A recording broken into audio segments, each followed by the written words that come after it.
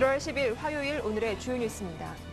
뉴욕 증시는 보합권에서 소폭 상승하는 데 그쳤습니다. 독일과 프랑스 정상들이 조속한 대책 이행에 합의했고 미국 경제 지표도 좋았지만 유로존 국채 입찰 부담과 어닝 시즌에 대한 관망 심리 때문에 큰 폭으로 상승하지는 못했습니다. 유럽 주요 증시가 독일과 프랑스 정상회담에 대한 실망감으로 하락 마감했습니다. 독일은 0.62%, 프랑스는 0.27% 하락하며 약세를 보였습니다. 국제 유가는 유럽에 대한 우려로 하락했습니다. 독일의 11월 산업 생산이 전월보다 감소한 것으로 나타나면서 불안감을 키웠는데요. WTI는 25센트 하락한 배럴당 101달러 31센트에 장을 마쳤습니다. 독일과 프랑스 정상들이 유럽연합의 새 재정 협약과 유럽 구제금융기금 마련에 속도를 가하기로 합의했습니다. 그리스에 대해서는 빠른 합의 시행을 강조했습니다. 알코아가 지난해 4분기에 1억 9,100만 달러의 분기 손실을 기록했다고 밝혔습니다. 구조조정 비용 등 일회성 항목을 제외한 순손실은 3센트로 전문가 전망과 부합하는 수준입니다.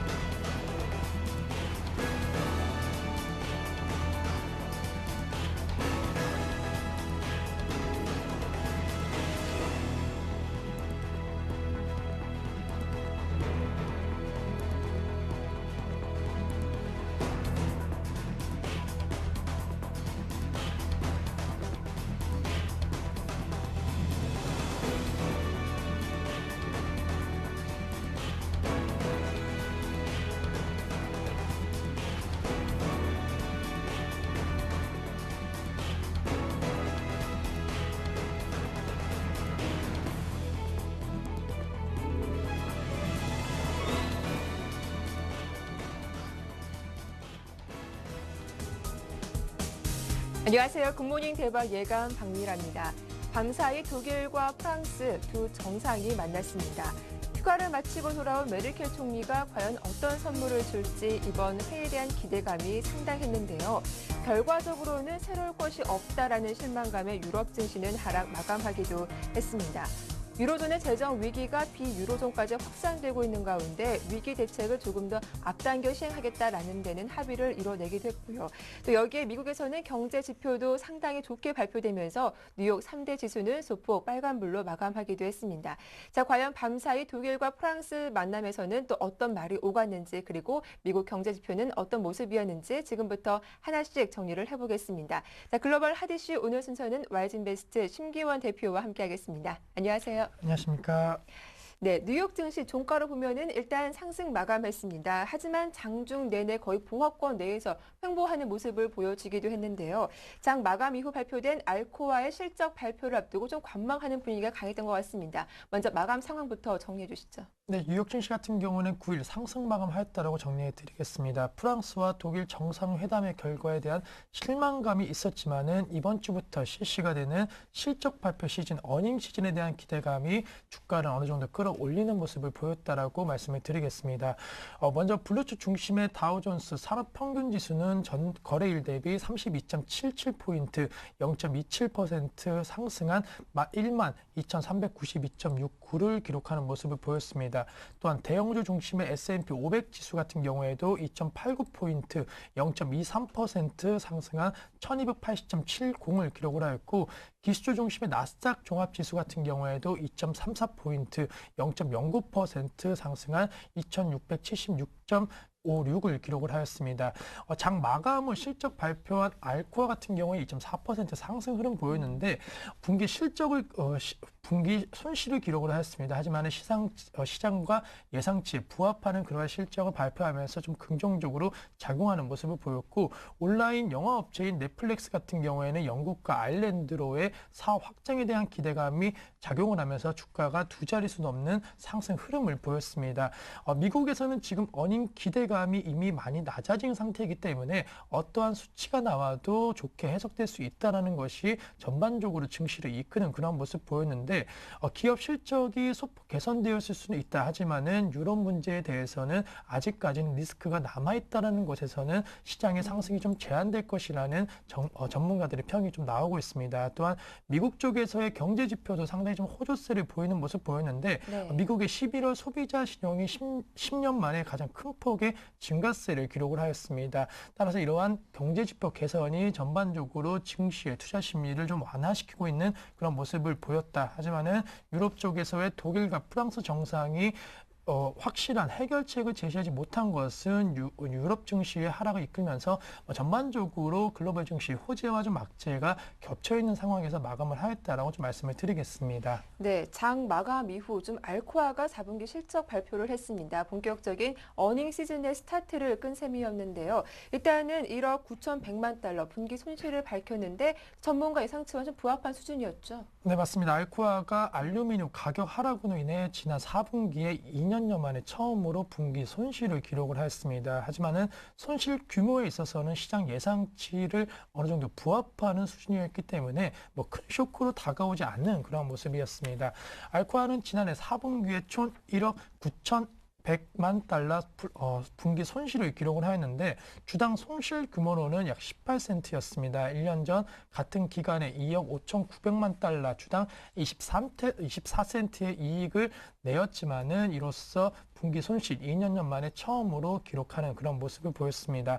하지만은 긍정적인 것은 구조조정 비용 등 일회성 비용을 제외한 손실에 있어서는 3센트로서 시장의 예상치에 부합하는 모습을 보이면서 증시에는 큰 영향을 주지 않는 그런 모습을 보였다라고 정리를 해드리겠습니다. 네, 다음 내용입니다. 이제 오늘 시장에 큰 화두가 되겠죠. 시청자분들도 오늘 하루 종일 아마 이 이야기를 접하지 않을까 싶은데요. 이 독일과 프랑스 정상들의 만남 하나씩 정리를 해보겠습니다. 일단 독일의 입장이 가장 중요한 부분이었는데 별다른 내용은 없었지만 일단은 어떤 안전기금들을 좀 더 앞당겨 시행하겠다라는데 큰 틀에서는 합의를 구했다고요. 네, 우선은 독일 앙겔라 메르켈 독일 총리와 니콜라 사르코지 프랑스 대통령이 유로존 재정위기 해결을 위해서 경제 성장에 우선순위를 두고 있다라고 밝혔습니다. 네. 두 정상이 성장이라는 의제를 포함한 것은 유례가 없던 일인데 두 정상은 유럽 재정 안정기금이 확대되는 오늘 7월 출범하는 유로화 안정기구 기금 확충의 속도를 내는 방안을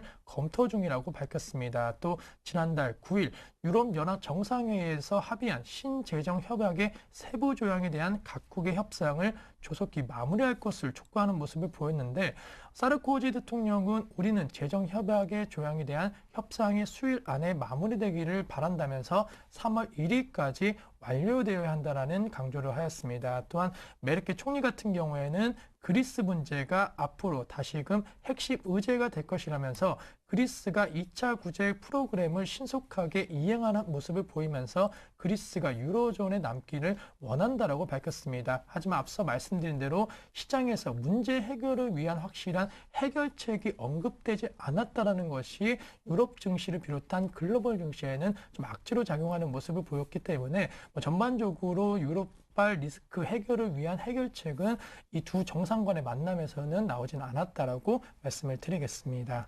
네, 다음 내용 살펴보겠습니다. 어제 미국의 12월 실업률과 취업자 수, 실업률은 감소하고 취업자 수가 증가하면서 고용시장이 3년 4개월 만에 가장 좋은 모습을 보이고 있다라고 전해드렸는데요. 자, 이러한 좋은 기대감 바탕으로 내년 초 기업들이 채용을 더 늘리겠다라는 그런 긍정적인 소식도 들려왔더라고요. 네, 우선은 미국의 고용 경기가 최근 3년 4개월 만에 가장 좋은 상황을 보여줬다라고 말씀을 드리겠습니다. 네. 컨퍼런스 보드에 따르면은 지난해 12월 중 미국의 고용 추세 지수가 전월 대비 0.7% 상승한 104.3을 기록을 하면서 3개월 연속으로 오름세를 보였다라고 밝혔습니다.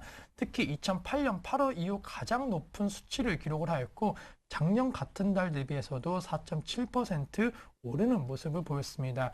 고용 추세 지수라는 것은 고용 관련 8개 세부 항목을 종합해서 발표하는 지수로서 단기간 내 기업들의 고용 추세를 예상할 수 있는 선행 지표로 보통 받아들이고 있는 상황입니다. 이 같은 추세 지수 개선은 최근 노동부가 발표한 미국 실업률 하락과 비농업 취업자 수 증가와 같은 맥락으로서 볼 수 있는 것인데 이러한 상황이 되자 미국 기업들의 고용이 큰 폭으로 증가세를 보일 수 있다라는 기대감도 현재 나오고 있는 상황입니다. 하지만은 전반적으로 미국의 GDP가 큰 폭의 성장성을 이루지 못하는 상황이라고 한다면은 고용도 기대만큼만의 큰 폭의 개선세는 힘들 수 있다라는 지적이 나오면서 지금 시점 이러한 고용 지표 개선에 따른 지나친 기대감은 어느 정도 제한시키는 모습을 보였다라고 말씀을 드리겠습니다. 네, 일단 좀 고용 경기가 살아나서인지 소비자들의 신용도 10년 만에 최대폭으로 증가했다라는 소식이 들려왔는데요. 경기 기대감이 높아지면서 개인들은 좀 빚을 늘리고 있고 은행권에서는 대출도 확대하고 있다라는 소식이더라고요. 네, 맞습니다. 네. 미국의 지난해 11월 소비자 신용이 최근 10년여 만에 가장 큰 폭의 증가세를 보였습니다. 경기 기대감이 아무리 고조가 되면서 소비자들이 빚을 늘리고 은행들도 대체로 대출을 늘리는 것으로 이러한 현상이 나왔다라고 말씀을 드리겠습니다. 연방준비제도는 지난해 11월 소비자 신용이 전년 동월 대비 204억 달러 급증한 2조 4,800억 달러를 기록했다라고 밝혔습니다. 이것은 시장의 예상치를 두 배가 넘는 모습이었는데 세부적으로 보신다고 한다면은 신용카드를 포함한 리볼빙 신용은 56억 달러 증가세를 기록을 하였고 학자금 대출과 자동차 대출 등 비리몰링 신용 같은 경우에는 148억 달러 증가하는 모습을 보였습니다. 이러한 상황은 소비자들이 금융기관 차입이 앞으로도 지속적으로 늘어날 수 있을 것이며 기본적으로 아무래도 낮아진 대출 금리와 그리고 은행들의 신용 확대, 즉 경기에 대한 자신감이 어느 정도 회복하고 있는 것으로 평가가 되고 있기 때문에 전반적으로 소비자 신용이 늘어난다는 것은 경기 회복에 대한 자신감이 늘어난다는 점으로 호재성 재료로 좀 받아들이고 있다라고 말씀을 드리겠습니다. 네, 이렇게 경제 지표가 살아나면서 경제가 좀 회복될 거란 기대감이 나오면서 최고의 안전 자산으로 꼽혀왔던 미국 국채 인기는 식고 있다고 합니다. 자세한 내용 전해주시죠. 네, 미국의 주요 경제 지표가 좀 살아나는 모습을 보이면서 네. 반대로 최고 안전자산으로 부각이 되었던 미 국채 인기는 조금씩 수그러드는 모습을 보이고 있다라고 말씀을 드리겠습니다. 미국 채권 시장에서 벤치마크되는 10년 만기 미 국채 금리는 2% 가까운 모습으로 다가서는 그런 모습 보였는데 이것은 지난 한 주간만 해도 10년 만기 국채 금리가 8bp 상승하는 모습을 보였습니다. 지금의 금리 수준은 한 달여 만에 최고 수준인 것으로 이번 주 들어서도 소매 판매라든가 소비자 신뢰 지수 등 미국의 주요 경제 지표들이 만약에 호조세를 보인다라고 한다면은 국채 금리 상승세는 계속적으로 이루어질 수 있을 것으로 시장에서 전문가들은 분석을 하고 있습니다. 미국의 국채 금리 상승 반대로 말하면은 미국 국채 인기가 지금 시점 수그러든다는 것으로 해석을 할 수가 있는데 하지만 일각에서는 미국 경제 지표 호조에 따른 미국 국채의 인기가 수그러들 수는 있겠지만은 어느 정도는 제한적일 것이라는 그 전문가들의 반응이 대부분이라고 말씀을 드리겠습니다. 그 이유는 역시나 유럽 재정 위기 리스크가 아직까지는 완전히 가지지 않은 상황이기 때문에 미 국채에 대한 두터운 수요층은 계속적으로 이루어질 수 있다라는 의견이 힘을 싣고 있다라고 말씀을 드리겠습니다.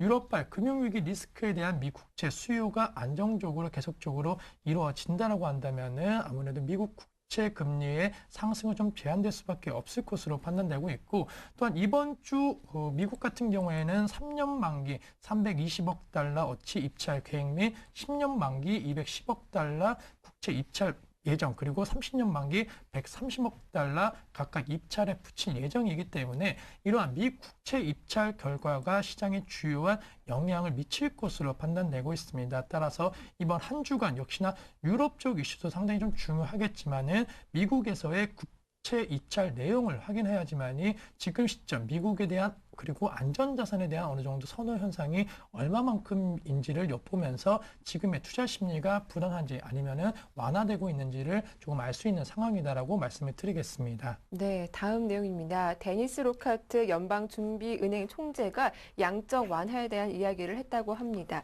일단은 그동안 비관적인 입장을 피력해 왔었는데 좀 그 입장이 바뀐 것인지 어떠한 코멘트를 했는지 한번 전해주시죠. 네, 우선은 애틀란타 연방준비은행 총재가 추가 양적 완화 가능성은 낮긴 하지만은 네. 여전히 배제할 수는 없다라고 밝혔습니다. 로카트 총재는 지속적인 미국 경제 성장과 그리고 인플레이션 같은 경우에는 어느 정도 받아들일 만한 수준이 되면서 지금 시점 추가 부양책에 대해서는 정당화되기는 어려운 상황이다. 하지만은 연방준비제도가 추가 부양책을 내놓을 가능성을 완전히 배제할 수 없다라고 밝혔습니다. 그는 미국의 올해 국내 총생산 성장률이 2.5에서 그리고 3%대에 이를 것이라고 전망을 하고 있지만은 아직까지 금융시장 불황에 따른 가계소득 저하, 유로존 은행 문제는 여전한 리스크로서 아직까지는 완전 고용시장의 진전이 이루어지지 않는다고 한다면은 지속적으로 추가 부양책에 대해서 검토를 해야지만 타당하다라고 밝혔습니다. 고용이 의미 있는 개선이 되지 않는다라고 한다면은 다시 소득 증가가 현실화되지 않고 그렇게 된다라고 한다면은 가계 소비가 다시 부진할 수 있다라면서 이러한 상황이 만약에 나온다라고 한다면은 추가적으로 채권 매입과 같은 추가적인 통화 완화 정책이 나올 가능성이 있다라면서 시장에 대해서는 계속적으로 좀 비관적인 그런 입장을 밝히고 있다라고 좀 정리를 해드리겠습니다. 네, 이번에는 유럽 증시 마감 상황도 정리를 해보겠습니다. 유럽 주요국 증시가 장 초반에는 독일과 프랑스 정상회담에 대한 기대감으로 상승 출발했지만 종가상으로는 그 상승분을 지켜내지 못하고 하락으로 마감을 했는데요. 어떻게 마감됐나요? 네, 유럽 증시 같은 경우는 말씀해 주신 대로 좀 하락 마감을 하였다라고 좀 정리를 해드리겠습니다. 먼저 독일, 프랑스 정상회의에 대한 역시 실망감이 지수 하락의 주요한 원인되는 그런 모습을 보였습니다. 네. 각 나라별 지수를 좀 본다고 한다면은 영국 지수 같은 경우에는 전 거래일 대비 약 37.42포인트 0.66% 하락한 5,612.26을 기록을 하는 모습 보였습니다.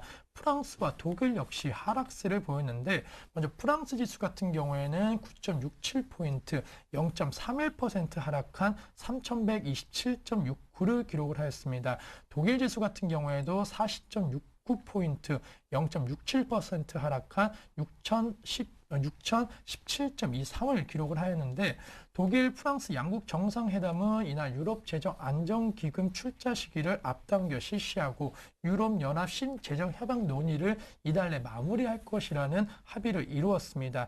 유로존 재정 적자 위기 해결을 위한 새로운 해결책이 없다라는 것이 역시나 투자자들로 하여금 실망감을 주는 주된 원인이 되었는데 이러한 상황에 따라 갖고 유럽 쪽에서의 주요 종목군들도 좀 하락하는 모습 보였습니다. 특히나 얼마 전 큰 이슈가 되었던 이탈리아 최대 은행인 유니크레디트 같은 경우에는 12.8% 급락하는 모습 보이면서 5거래 연속적으로 급락하는 흐름을 보였고 노키아 역시 핵심 부품 업체 매출이 급감했다는 소식과 함께 큰 폭의 좀 하락세를 보였습니다.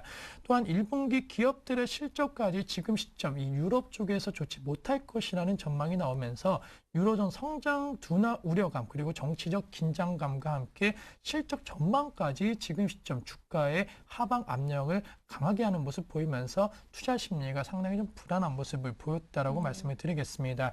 특히나 무엇보다도 독일 국채 입찰에서 사상 처음 마이너스 금리로 낙찰이 되는 그런 모습 보이면서 네. 유로존 불안감이 그대로 나타나는 모습 보였는데 마이너스 낙찰 금리라는 것은 지금 시점 웃돈을 주고서라도 안전자산으로 여겨지는 독일 채권에 투자하려고 하는 그러한 투자자들이 많다라는 것으로서 지금 시점 그만큼 유로존 다른 국가들에 대한 우려감이 커지면서 독일 쪽으로 시선이 쏠리고 있다라는 것으로 상당히 호재성 재료가 아닌 악재성 재료로 좀 받아들이고 있다라고 정리를 해드리겠습니다. 네, 그만큼 유로존이 좀 불안하다라는 것을 반증해주는 지표가 아니었나 싶은데요. 더욱이 또 11월 독일의 산업 생산도 전월 대비 감소한 것으로 집계가 되면서 간밤 국제 유가도 또 하락세를 보여주기도 했습니다. 상품 시장 어떻게 마감됐는지 전해주시죠. 네, 말씀해 주신 대로 국제 유가는 좀 유럽발 악재에 따라서 하락을 하였다라고 말씀을 드리겠습니다. 유럽 상업거래소에서 2월 인도분 서부 텍사스산 원유는 지난주 종가보다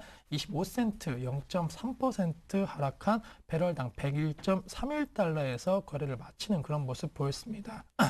북해산 브렌트 역시 80센트 정도 하락한 배럴당 112달러 선에서 움직이는 그런 모습을 보였고, 말씀해 주신 대로 유로존 최대 경제국인 독일의 산업 생산이 감소세로서 보이면서 악재로 작용하는 모습을 보였습니다. 독일의 지난해 11월 산업 생산은 전월보다 0.6% 감소한 모습을 보였는데, 이것은 전문가 예상치였던 0.5% 하락보다도 좋지 못한 모습을 보였습니다. 또한 유로존에서 소매 판매 하락과 실업률의 고공 행진으로서 올해도 경기 침체가 계속될 수 있다라는 우려감이 제기되고 있는 상황인 만큼 독일과 그리고 프랑스 대통령이 계속적으로 완전한 해결책을 내지 못한 것이 유가 하락의 주요 원인이 되었다라고 말씀을 드리겠습니다. 또한 금 가격 같은 경우에도 좀 하락 흐름을 보였습니다. 아무래도 지금 시점 안전자산 선호 현상에 따른 금 가격 상반되는 모습이 보이지 않고 동반 급락, 동반 급등하는 흐름 보였는데, 오늘 밤 같은 경우에도 지난주 종가보다 8.7달러 0.5% 하락한 온스당 1608.10을 기록을 하는 모습 보이면서 전반적으로 상품 시장에 대한 하락 흐름은 지난 밤에도 계속적으로 좀 이어졌다라고 말씀을 드리겠습니다. 네, 끝으로 오늘 밤 주요 일정도 전해주시죠. 네, 오늘 밤 같은 경우에는 사실 기업 어닝 시즌이기 때문에 많은 네. 기업들이 실적 발표가 예정돼 있을 수 있다라고 생각하실 수는 있겠지만은, 오늘 밤 같은 경우에는 미국의 주요 글로벌 기업들의 실적 발표 예정은 없다라고 말씀을 드리겠습니다. 다만 경제 지표로서 11월 도매 재고가 발표가 될 예정인데, 시장의 예상치는 지금 0.5%를 기대를 하고 있습니다. 이전치가 2.6% 조금은 낮아진 그런 시장 예상치이지만은, 만약에 미국의 경제 지표가 다시 한번 시장의 예상치에 부합하거나 아니면은 조금 긍정적인 모습이 나와 준다라고 한다면은 시장의 어느 정도 하락 압력은 조금은 저해할 수 있는 중요한 원인이 될 것으로 판단되고 있고, 오늘 밤 같은 경우에도 역시나 유럽 쪽에서의 정상회의에 대한 기대감이 얼마만큼 작용하냐가 상당히 좀 중요할 것으로 판단되고 있고, 유럽 내 주요 은행들이 계속적으로 지금 하락 흐름을 보이고 있기 때문에 이러한 유럽 쪽 금융주들의 상승이 다시 한번 나오는지, 만약에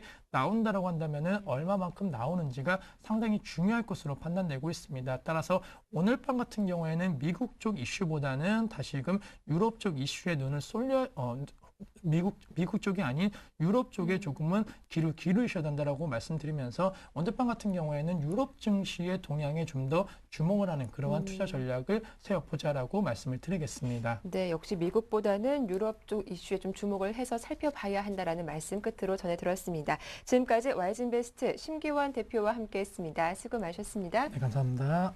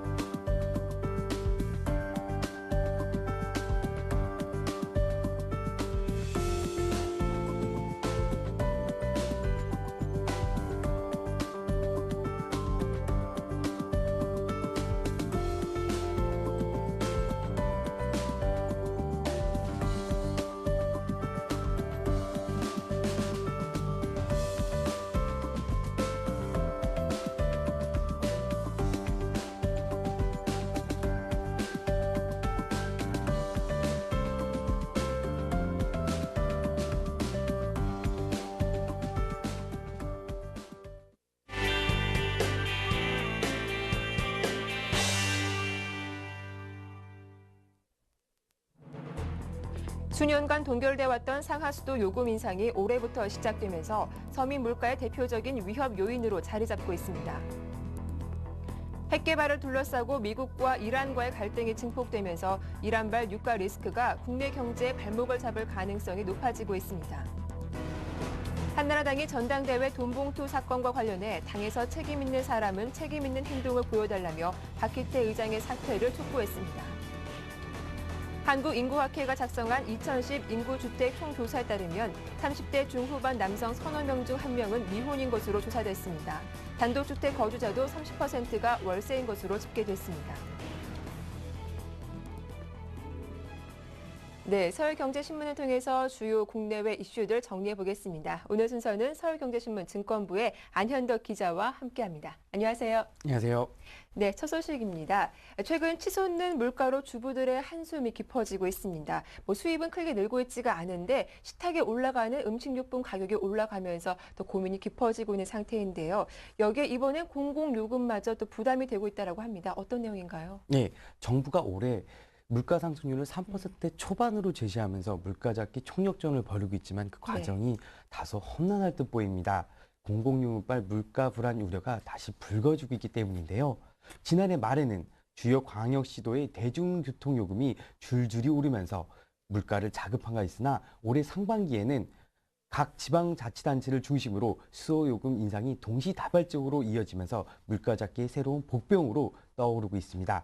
8일 행정안전부의 지방 물가정보 공개 서비스에 따르면 지난해 9월부터 12월까지 주요 지방 공공요금은 전철료가 974원에서 1,000원으로 2.7%, 시내버스료가 1,004원에서 1,025원으로 2.1% 올랐습니다. 반면 상하수도 요금은 변동이 거의 없었는데요. 하지만 올해부터 각 지자체와 지방의회가 수년간 동결되었던 상하수도 요금 인상을 시작하면서 수도요금이 서민 물가의 대표적인 위협 요인으로 자리 잡고 있습니다. 당장 광역자치단체 가운데 인천시가 1월 고지분부터 하수도 요금을 평균 30%나 올렸고 울산시도 올해부터 상하수도 요금을 각각 13.5%, 13.99% 인상했습니다.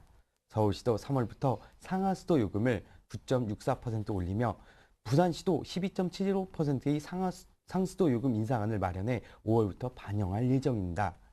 이 밖에 포항시가 15%, 정읍시가 6%, 원주시 3.36% 올리는 등 중소지자체들의 상수도 요금 인상이 잇따르고 있습니다.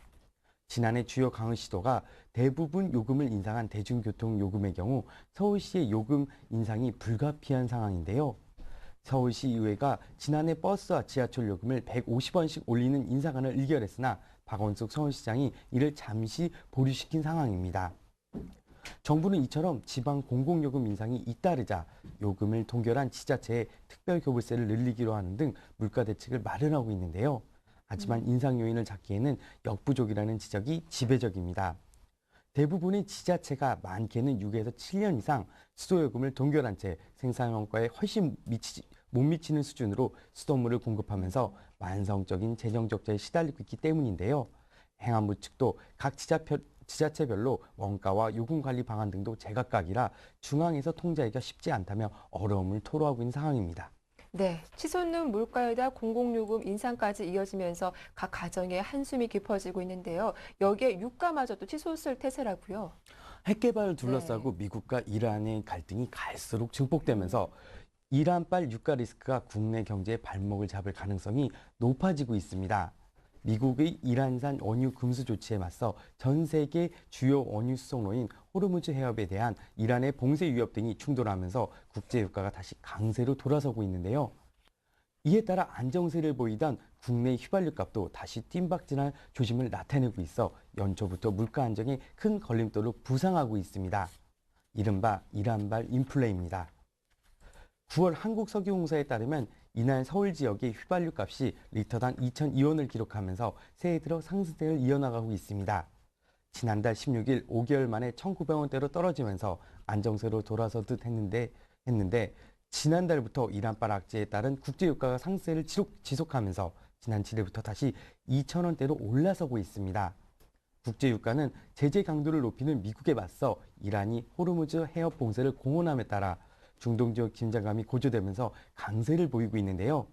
미국이 호르무즈 해협 봉쇄를 용인하지 않겠다며 군사력 동원 가능성도 내비침에 따라 지난달 19일 100달러 선까지 하락했던 두바이유 현물 가격은 지난달 30일부터 4거래일째 상승해 지난 5일 배럴당 110달러까지 치솟았습니다.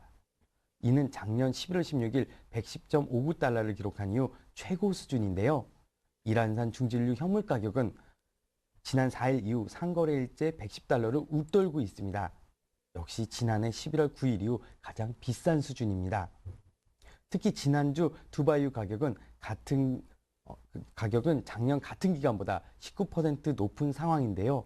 우리나라가 주로 도입하는 두바이유의 강세는 곧바로 국내 기름값을 비롯한 다양한 석유 제품에 반영될 가능성이 높아 올해 소비자 물가 상승률을 3% 초반에서 묻겠다던 정부가 바짝 긴장하고 있습니다. 일각에서는 중동 상황이 지속적으로 악화되면 국제유가가 200달러까지 치솟을 것이라는 우려도 나오고 있는데요. 중동 정쟁이 터지면서 석유 파동을 몰고 온 지난 1974년 유가가 한숨에 4배로 치렀던 점을 감안할 때 유가 움직임이 앞으로 심상치 않을 것이란 관측이 지배적입니다. 네, 이렇게 우리네 가정이 치솟는 물가와 유가로 흔들리는 사이에 정치권에서는 이른바 전당대회 돈봉투 사건으로 잡음이 끊이지 않고 있습니다. 고승덕 한나라당 의원의 진실 고백으로 박기태 국회의장 사퇴마저 거론되고 있는 상황인데 자세한 내용 전해주시죠. 예, 한나라당이 9일 전당대회 돈봉투 사건과 관련해 네. 당에서 책임 있는 사람은 책임 있는 행동을 보여달라며 고승덕 의원에게 돈봉투를 준 측으로 지목된 박기태 국회의장의 사퇴를 촉구했습니다. 황현철 한나라당 비상대책위 대변인은 이날 당에 의해 추천된 국회의장이라 그 부분에 대해서는 박 의장도 해당한다고 생각한다며 당사자가 판단을 내릴 거라 본다. 그렇게 해석하라며 이같이 밝혔는데요. 그는 또 임명진 전 윤리위원장이 비례대표 돈 공천 의혹을 제기한 만큼 사무총장이 만나 구체적 내용을 파악하게 될 것이라고 강조했습니다. 이에 따라 당 일각에서는 2008년 공천 과정이 정권 실세들의 금품 수설에 대해서도 검찰에 수사 의뢰하는 게 아니냐는 관측도 나오고 있습니다. 원혜영 민주통합당 공동대표는 공정하고 성역 없는 조사가 이루어질 수 있도록 즉각 의장직에서 사퇴하라고 강조했는데요. 이에 대해 전날 10박 11일 일정으로 해외 순방을 떠난 박 의장은 사실 무근이라고 반박하고 있으나 오는 18일 귀국하면 검찰 조사가 불가피할 전망입니다. 네, 다음 소식 살펴보겠습니다. 자, 국내 단독주택 거주자 3명 중 1명은 월세살이를 하고 있다고 합니다. 비싼 전세 가격이 우리나라 국민의 생활 구조마저 바꾸고 있는 모습인데요. 또 사회가 변하면서 결혼 정년기가 늦어져서 노처녀 그리고 노총각의 기준도 변하고 있다고요. 이제 무주택자의 꿈이 내 집 마련이 아니라 월세 탈출로 바뀌어야 될 것 같습니다. 네. 단독주택 거주자가 약 3집당 1집꼴로 월세 살이를 하고 있는 탓인데요. 더불어 40을 넘기지 않은 미혼자를 노총각, 노처녀로 부르는 건 상가해야 될 것 같습니다. 우리나라 30대의 중후반 남성과 초중반 여성 서너 명 중 1명은 미혼이기 때문입니다. 9일 한국인구학회가 작성한 2010 인구주택 총조사 전수 결과 심층 분석을 위한 연구 자료를 통해 본 대한민국 국민의 현 주소인데요. 통계청이 의뢰로 만들어진 이번 자료는 주택의 전세 비중은 줄고 월세가 증가하는 흐름이 현격해지고 있음을 보여주고 있습니다. 자료에 따르면 지난 2000년과 2010년 전세의 주택 점유 비중은 28.2%에서 21.7%로 감소했습니다. 반면 월세 비중은 12.6%에서 20.1%로 커졌습니다. 이 기간 중 월세 증가세는 단독주택에서 한층 도드라지게 나타나는데요. 전세 비율이 20.1%에서 20.5%로 9.6%포인트 하락하는 사이에 월세 비율은 15.1%에서 29.4%로 14.3%포인트나 상승했습니다. 다른 유형의 주택에서도 사정은 비슷한데요. 지난해 아파트에선 12.3%, 다세대 주택에선 13.4%, 연립주택에선 9.5%가 월세살이인 것으로 집계됐습니다. 주택 물량 추이를 보면 아파트가 크게 늘어났다는 점도 다시 확인할 수 있는데요. 아파트가 주택에서 차지하는 비율은 지난 2000년 47.7%에서 2010년 58.4%로 늘었습니다. 연립 및 다세대 주택 역시 해당 기간 중 126만 6천 가구에서 185만 가구로 늘었는데요. 다만 단독주택의 비중은 뒷걸음질쳐 37.1%에서 27.9%로 감소했습니다. 이번 조사는 또 25세부터 49세에 이르는 연령대에서 미혼자 비중이 계속 높아지고 있음을 보여주고 있는데요. 남성의 경우 지난 1995년 6.1%에 불과했던 35세에서 39세 사이 미혼 비율이 2005년 18.1%, 2010년 26.9%로 급증하는 추세입니다. 40에서 44세 남성의 미혼 비율도 1995년 2.6%이던 것이 2005년 18.1%, 2010년 26.9%로 급증했습니다. 14.8%로 뛰었습니다. 네. 같은 기간 중 여성 미혼 비율도 30에서 34세 연령대에서 6.2%에서 18.3%로 다시 28.5%로 계속 치솟고 있는 추세입니다. 35세에서 39세 연령대도 3.1%에서 7.3%로 또 12.4%로 상승했습니다. 어렵게 제 짝을 만난다고 해도 평균적으로는 상당한 만원 수준인 것으로 조사됐는데요. 네. 남성의 초혼 나이를 보면 지난 1990년 27.9세에서 지난해 31.8세로 늦춰졌습니다. 여성 초혼 나이 역시 이 기간 중 24.8세에서 28.9세로 늦춰졌습니다. 이혼 연령도 늦춰지고 있는 추세인데요. 2000년과 2010년의 평균 이혼 연령 변화 추이를 보면 남성의 경우 40.1세에서 45세로, 여성의 경우 36.5세에서 41.1세로 늦춰졌습니다. 반면 핵가족화가 가속화된 탓에 홀로 사는 노인은 늘고 있는데요. 농촌 지역에선 65세 이상 고령자 4명 중 1명은 독거노인이었습니다. 독거노인을 포함해 자녀와 같이 살지 않는 고령자도 증가하고 있는데요. 혼자 살거나 배우자, 친척 등과 사는 이들이 5명에 3명꼴이나 됐습니다. 2000년엔 고령자는 주로 기혼자와 사는 경우가 35.7%로 많았는데요. 부부끼리만 살거나 혼자 사는 비율은 각각 29.2%, 16.8% 정도였습니다. 반면 10년 후인 2010년에는 상황이 달라졌는데요. 부부끼리 사는 이들이 30.9%로 기혼 자녀와 함께 사는 비율은 23.5%를 크게 넘어섰습니다. 부부끼리 사는 이들이 35.9%로 기혼 자녀와 함께 사는 비율이 넘어섰습니다. 네. 혼자 사는 비율까지 포함하면 고령자 가운데 자녀 없이 사는 비율은 2000년 50.9%에서 2010년 60.8%로 10.9포인트나 증가했습니다. 네, 말씀 잘 들었습니다. 지금까지 서울경제신문 증권부의 안현덕 기자와 함께했습니다. 수고 많으셨어요. 예, 감사합니다. 네, 이어서 이슈엔 진단 함께하겠습니다.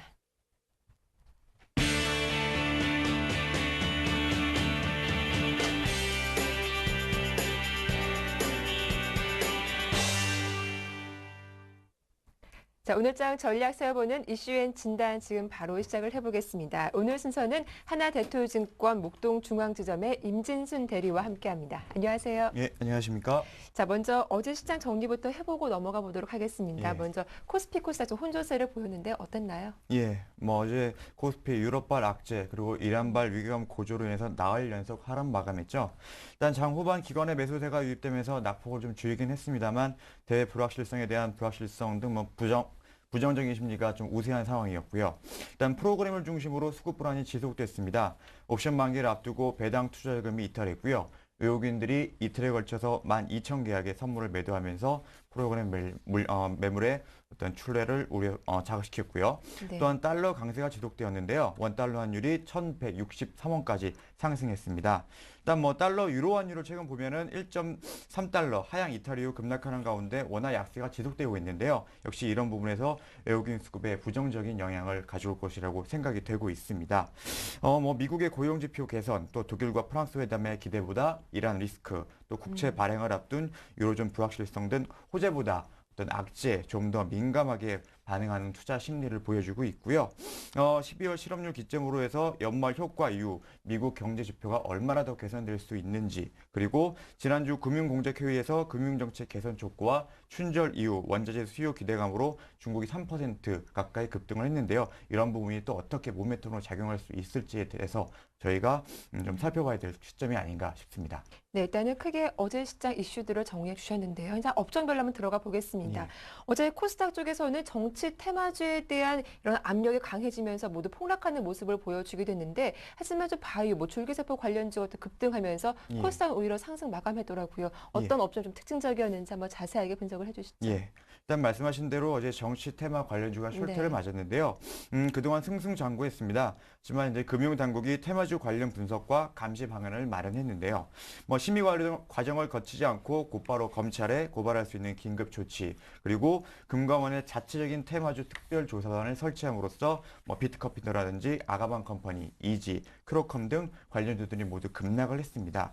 이러면서 의학 줄기세포들이 상당히 많이 올랐는데요. 역시 풍선 효과라고 볼 수가 있죠. 자금이 이쪽에서 저쪽으로 옮겨가면서 상대적인 어떤 호재를 누렸다, 이렇게도 볼 수가 있는데요. 일단 뭐 부강약품 같은 경우 개발 중인 비형 간염 치료제의 일상 승인 신청, 그다음에 신풍제약 역시 말라리아 치료제 허가에 대한 기대감 반영, 메디포스트 자사 줄기세포 치료제의 시각청 허가 가능성 부각, 이런 호재들이 겹치면서 올랐고요. 그 외에 동아제약, 일양약품, 이노셀, NK바이오 등 강세를 보였습니다. 또한 뭐 전기 가스 업종도 강세를 보였는데요. 일단 한국전력, 한국가스공사 상당히 좋았죠. 4분기 실적 기대감이 반영이 됐고요. 역시 대외 불확실성 증폭으로 인해 경기 방어주에 대해서 외국인 기관들이 양매수 보였습니다. 또 하나가 음성 인식 관련주인데요. 금일 CES가 열리죠. 일단 여기서 음성 인식 TV가 공개될 전망이 나오면서 수혜 기대가 나왔습니다. 관련주로서는 디오텍, RF세미, 파인디지털 이런 종목들이 상승세 보였습니다. 네, 좀 빨리 달려왔습니다. 자, 네. 어제 이렇게 의약품 관련주가 급등하는 모습을 보여주기도 했는데요. 이런 종목들 좀 따라가 보는 것이 어떠한 전략이 필요할 것인지 좀 궁금하기도 하거든요. 예. 오늘장 전략 한번 구체적으로 살펴봐 주시죠. 예, 말씀해 주신 의약품 네. 같은 경우에는 아까 초장에 말씀드렸다시피 어떤 정치 테마주가 네. 죽으면서 반대급부적으로 오른 측면이 있고요. 아직 수익성이나 실체가 없는 어떤 저희가 기대감 이런 것들이 네. 반영된 측면이기 때문에 성급히 따라가는 건 좀 위험하다는 생각이고요. 일단 유로존 재정 위기 등 대외 불확실성이 지속되고 있습니다. 그래서 뭐 주요 이벤트들이 많이 예정되어 있기 때문에 박스권 장세 안에서 트레이딩이 가능한 시점이라고 생각이 되고요. 이런 대외 변수가 확인되는 시점까지는 뭐 지나친 비관론을 경계하되 보수적인 관점 유지하자, 이런 관점이고요.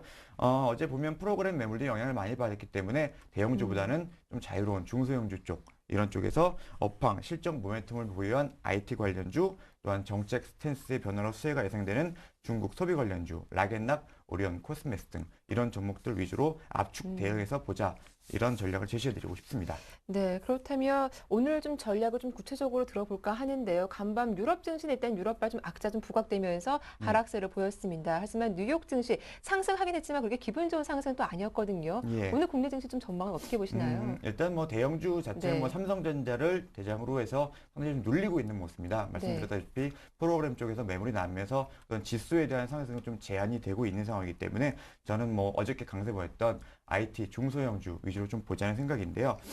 아몰레드 관련주에 좀 주목을 해보자, 이렇게 말씀드리고 싶습니다. 일단 2011년에 이어서 올해 역시 아몰레드가 화두로 떠오르고 있는데요. 2011년까지 모바일용 아몰레드가 주축이었다면 올해는 아몰레드 태블릿 PC라든지 아몰레드 TV의 원년이 되지 않을까 싶습니다.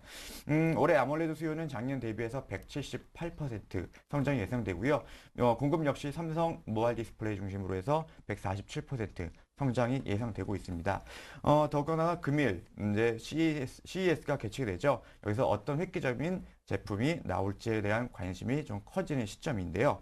애플이 CES가 아닌 그 자사 행사를 통해서 신제품을 발표하기 때문에 아무래도 이번에는 가장 큰 부스를 운영하는 삼성전자에 관심이 집중되지 않을까 싶습니다.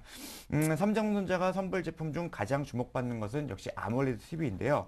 이번에 선보일 제품은 55인치에 달하는 대형 아몰레드 TV입니다. 기존에 실제 시판된 아몰레드 TV가 뭐 15인치, 또 개발품은 2005년에 개발된 40인치 이 정도 있는데요. 50인치 TV 상당히 획기적인 제품이 될 것이라고 생각이 되고 있습니다.